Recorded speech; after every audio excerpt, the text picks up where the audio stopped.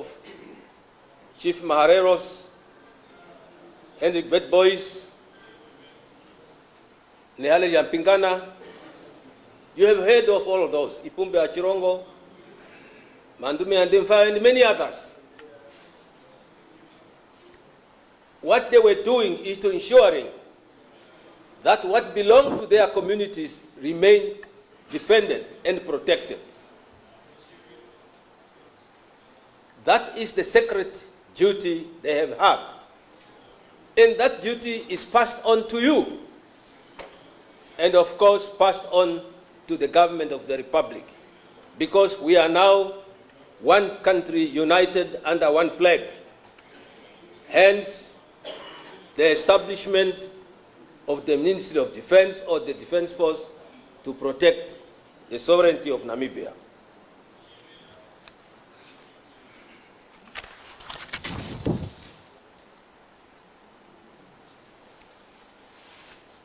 During the War of National Liberation, those of you who were involved, especially communities that are bordering the borders with our countries where we were operating from, you have been on the forefront of making sure that you provided information to us, you provided food. And even if you yourself personally was not involved, but the subject that you led were involved. Some of us are living testimonies of this support that you have provided.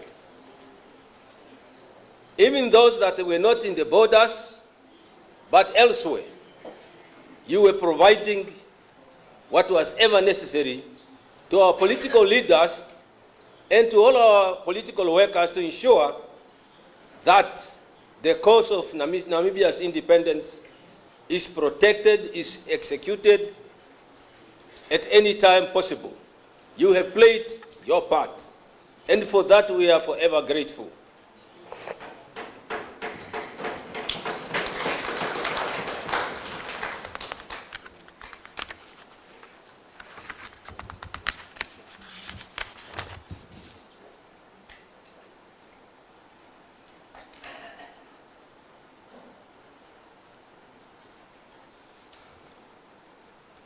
Since independence, we have had some, particularly two incidents, very serious challenges to our independence. We were able to overcome these challenges through working with you. These were issues of in the 90s, as you remember, a conflict in Angola spilled over into Namibia. And those of you who were traveling between Kongola and Divundu, we had to escort. I think those of you who can remember, are there people here who can remember that those incidents? We had to deploy our forces. At the early stage of our independence, we were already challenged by elements of UNITA coming from Angola, planting mines, killing people here. That was indeed a very serious threat to our sovereignty. But through working together, we were able to deal with that situation very effectively, to ensure that our people remain peaceful, enjoy the peace of freedom that they have or that they deserve. So it was due because of your collaboration, because of the role you have played, the traditional leaders in that particular area. Again, in 1999, you have heard some of you have seen traditional leaders, especially in the Zambezi region, and of course, the Kavango East will have seen, you have witnessed the challenge to the freedom and independence, to the sovereignty of Namibia by those people who harbored the ideas of seceding part of Namibia, from Namibia, the Zambezi region from Namibia. You have witnessed the challenge. That was a serious challenge that our country has faced in its formation, that certain people decided otherwise, to dismember a part of our country from the mainland. Action was taken, and the situation was restored in no time. It was possible because of the participation of the communities that you lead. Therefore, I would like to once again ask that you give yourself a good big applause because of the role you have played.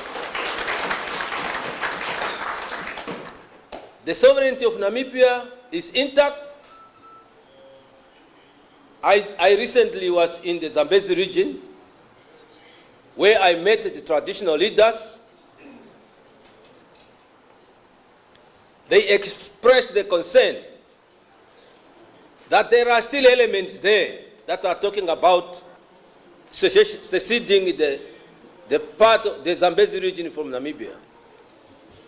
We had extensive discussion with them, and we said, as we are speaking, those people who are there are not a threat to the Republic of Namibia, but they are, as we speak, it's a nuisance.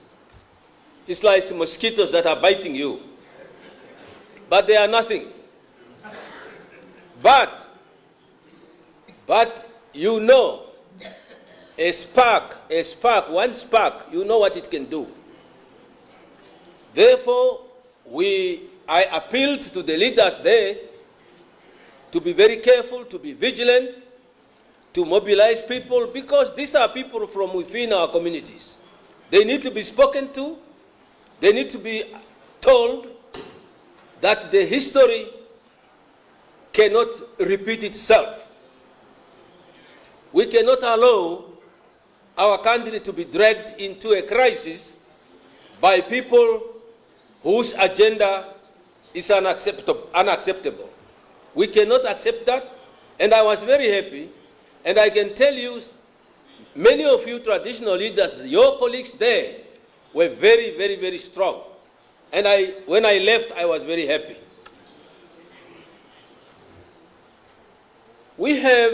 While I was there, as you know, we were discussing also issues related to our borders. In particular, the border between Namibia and Botswana, and you remember why, or you can recall probably why. Because we have had our people killed by the Botswana Defense Force crossing into Botswana, and people get killed. We were discussing those aspects, and I assured them that we are engaging our counterparts in Botswana, that aspect of people being killed should not be allowed again, should not be repeated. As we are speaking, we are engaging the authority of Botswana. We have set up structures to ensure that our people, whenever they find themselves within the boundaries of the territory of Botswana or in Namibia, poaching or whatever they are doing, we should arrest these people. Arrest them, take them to the court, charge them, and not to kill people. As I am speaking today, our Chief of the Defense Force, Air Marshal Martin Phineas Kambulu, is in Botswana, engaging his counterpart, discussing the issues related to our bilateral relation and cooperation.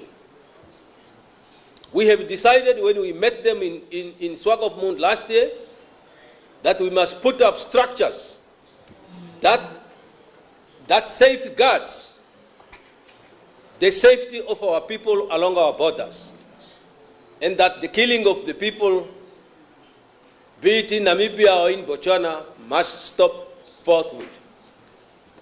As a result of our meeting in Swakopmund, the meeting is taking place in Botswana since the whole of this week. Our president is leading a delegation to Botswana to meet with his counterpart, and chief among these things is the security of our people at the borders. We share the border with many other people, many other countries, Zambia, South Africa, and of course, the Republic of Angola. We have some problems of cattle rustlers with our friends, with our neighboring Zambia. We have a serious problem there. We are engaged with the authorities of Zambia to ensure that what is happening now there, people are heading cattle, driving them out from Namibia through the Zambezi River or this side of the border where there's no river into Zambia. And this is causing a really bad relation between our two countries, and we are dealing with those problems. The problem we have with our border with Angola, what is it? Who can tell me what is the problem between ourselves and Angola?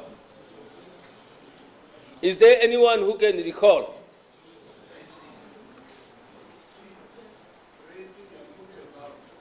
Yeah, you see, that's very good. In Angola, we are grazing in Angola. The Angolan colleagues have allowed us to graze our cattle there. But the concern we are getting when we met them in our meeting of defense and security meeting in Swakopmund last year, they were complaining about our people putting up homesteads in their country, becoming headmen there. Mekulu, yo amati ta kufa komikunda kui. So now amati ta kufa mikunda mwishilongo shovan, bano wahandukane. Now people are angry that Namibians, we are giving you opportunity to come and graze, but now when you go there, you know how we are. Sometimes we do that. We go, we graze, and that tomorrow is a little mahangu field, and it's a homestead, and that's it. And now next time everybody comes, I'm the headman. It is in their country, other somebody's country. That is a problem we have today. So I would like to appeal to you as our leaders to know that we have so many people, all these people who are grazing, they must be known. And they must know that they should not violate the territorial integrity of the Republic of Angola. Angola is a friendly country. But if we push them, they will just close the border. And if they close the border, what do? So please let's try and respect the sovereignty of that country. The other problem we have there is the people who are smuggling fuel from there. That is a very serious economic problem. But these are subjects, these are your subjects, these are people who come from your villages, from your homesteads. Our policemen will go and follow people with containers of diesel and petrol into their villages. But this is a very serious economic crime that our people are committing. So in your meeting with your subjects, I would like to appeal that you talk to them, tell them it is not permissible. We know fuel is very cheap in Angola compared to ours. It's like saying there is water there, but you cannot, I mean, you know how difficult this thing is, but it is illegal. So we would like to appeal to our leaders to make sure that that our people respect the sovereignty of the Republic of Angola, and also to respect the laws of our country.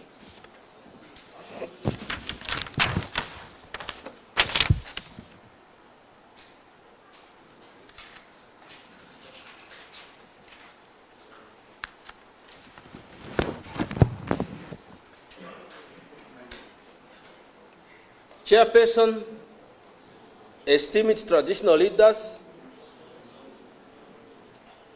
our government is busy implementing the second version of the Harambee Prosperity Plan 2. That plan, as you have heard, is aimed at accelerating the implementation and the realization of the aspiration of Vision 2030. Currently, there are investment ventures going on in our country, both on land and in the ocean, the blue economy. You are hearing about green hydrogen projects. You are hearing about the discovery of oil in the oceans of Namibia. And I was just listening to one information now that talks about another discovery called Venus, which is bigger, they say, is much more bigger than everything else that was discovered earlier. So I hope it is true. So these kind of things will attract potential enemies. So we have to be prepared to face that challenge as a country. In the 90s, you have heard about the pirates in the Somali, in the Atlantic Ocean around in Somalia there. They caused a lot of havoc economically to that country and the region. So we have a responsibility because of our long coast. Our coastal line is very big. There are traditional leaders from that side. Of course, we will have to collaborate with you in the manner how best we can save and secure the territorial waters of Namibia.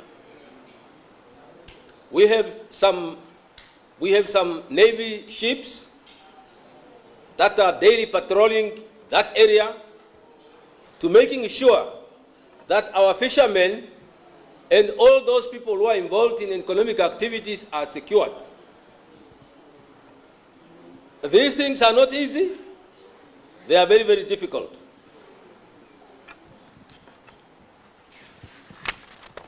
So when we come to you requesting your sons and daughters to join the Defense Force, it's not only for them to get jobs. Defense Force is not about jobs. I am seeing people sending names to me that this one, please. Yes, you are right, because you want somebody to be employed. But a person must be fit to be able to do the job. I know many of you were very unhappy when we put up when the Defense Force put up those conditions. Age limit from 18 to 25, academic aspects and health and all those things. You were very, very unhappy because you say, and of course COVID tests. When you said people must be tested, you were very angry. But we also have your support, we know. But the problem is, it's not because we don't want people to qualify. We want people who are fit, who can sustain the hardships in the ocean. When you are in the ship, it's not easy to be in the water there. When you are trained as a pilot, you have seen some people dropping down. Especially the traditional leaders from Hardap and Karas, you must have seen when they were parachuting down at the stadium in Hardap, in Marinda. These people you need people who are fit to do that. Of course, there are people who are, in nature, they are small or shorter. We are making exception to those ones. Because some people are not, naturally they are not big. They are not tall. So you cannot change them. But we have a way of working with them. We will work with them. There is no doubt about that. But defense, to get into the defense structures is not necessarily just to go and be employed. It's not about employment. It's a career that has a lot of risks. And I will appeal to our traditional leaders to understand some of these things. I know you understand. The one other thing that I would like to talk to you about is our training areas and the role you play. We have some training areas in the area of Naute, in the Kavango East. We have some training areas in Oshana, at Ulunga Wakolonde, and some other areas in Oshivero area. And of course, we have some training areas in Oserekade. These training areas, we are experiencing problems. Our people are encroaching into these areas. They are grazing there. Some of them are putting up structures in those areas. And they would like to appeal to our traditional leaders, please, to appeal to these people to leave. Because those are designated training areas, and they should not encroach, because it is not safe to be there.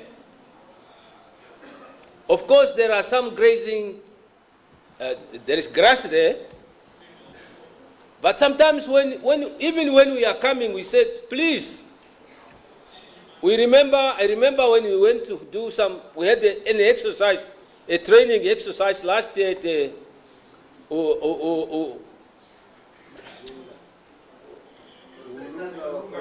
Ulunga Wakolondo. We were telling our farmers, please remove your cattle. Say we have removed them. When we started shooting, we later found some cattle dead there. So then they were unhappy. They wanted us to compensate them. But how do we compensate? We told you. Why? So please, in our discussion with them, tell them this is a very dangerous thing. But when it's possible, yes, sometimes we go and clean up the area, try to find some unexploded ordinances, but there are times that we don't find everything. So it is very, very unsafe for people to graze. But otherwise, we would like to thank our traditional leaders for giving us those training areas to train our soldiers. They need to be trained to be able to do the job whenever it was necessary.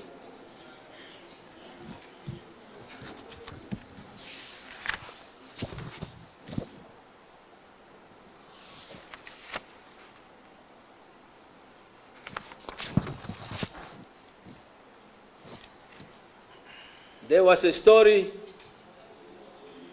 recently published by the United States Department of Defense, or maybe an ambassador, who was saying Namibia has agreed, has gone into a cooperative agreement with the United States Navy to protect the Atlantic Ocean. I don't know where it came from. I am the Minister of Defense of Namibia, but I have never had an agreement like that between ourselves and the United States of America. Of course, they have a ship that came to refuel or whatever at the port of Walvis Bay. They informed me about that. And I met the ambassador who came from what is called AFRICOM, America Command. They have something in Africa called AFRICOM. They met me, and they were just talking about the visit of the ship. From that meeting, they went to make an announcement that we have made an agreement with them. So I want you to know, as our leaders, tell our people there was no such an agreement, and it was not going to happen. We will not have that agreement because it's not necessary.